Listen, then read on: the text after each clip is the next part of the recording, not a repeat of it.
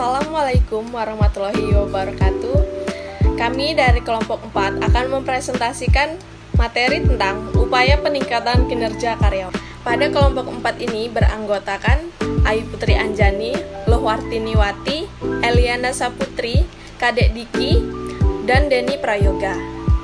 Baik, di sini saya akan menjelaskan upaya peningkatan kinerja karyawan. Yang dimaksud dari upaya peningkatan kinerja karyawan yaitu merupakan suatu proses atau cara untuk meningkatkan kemampuan kerja, penampilan kerja atau prestasi seseorang yang dapat dilakukan dengan berbagai cara atau strategi tertentu yang dilakukan oleh perusahaan.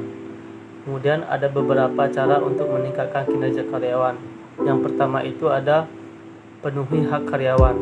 Yang dimaksud dari penuhi hak karyawan ini, karyawan berhak untuk memperoleh upah yang layak, kemudian hak untuk mendapatkan perlakuan yang sama dari perusahaan tanpa adanya diskriminasi. Kemudian ada hak untuk mendapatkan pelatihan kerja. Yang kedua ini ada reward dan punishment. Yang dimaksud dari reward dan punishment ini dua bentuk metode dalam memotivasi petugas untuk memberikan pelayanan prima dan meningkatkan prestasinya. Kemudian ada jenjang karir.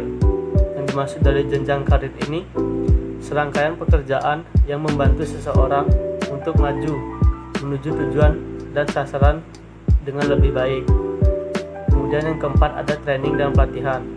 Training pelatihan ini adalah suatu proses mengajar kepada karyawan untuk mendapatkan kemampuan dasar yang diperlukan dalam mengerjakan tugas dan pekerjaannya. Baik, di sini saya akan menjelaskan jenis-jenis pelatihan untuk meningkatkan kinerja karyawan.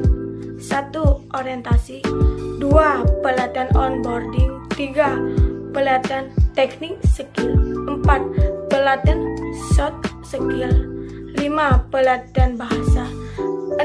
Pelatihan untuk naik jabatan. Manfaat program manajemen kinerja untuk manajer.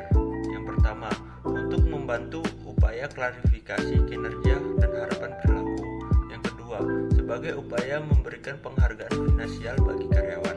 Yang ketiga, untuk membantu karyawan yang kinerjanya kurang baik. Yang keempat, untuk pengembangan diri karyawan.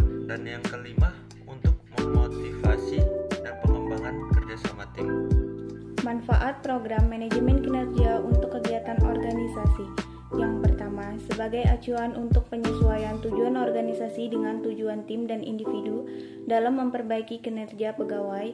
Yang kedua, untuk meningkatkan komitmen kerja karyawan. Yang ketiga, untuk memperbaiki proses training dan pengembangan. Yang keempat, sebagai upaya basis perencanaan karir karyawan. Yang kelima, sebagai upaya mempertahankan karyawan berkualitas.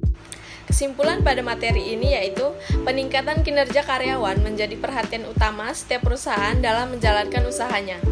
Karyawan dengan kinerja yang memuaskan merupakan aset perusahaan yang sangat berharga dan merupakan sumber daya manusia perusahaan yang sangat bernilai, serta dapat membantu dalam mencapai tujuan-tujuan dalam perusahaan.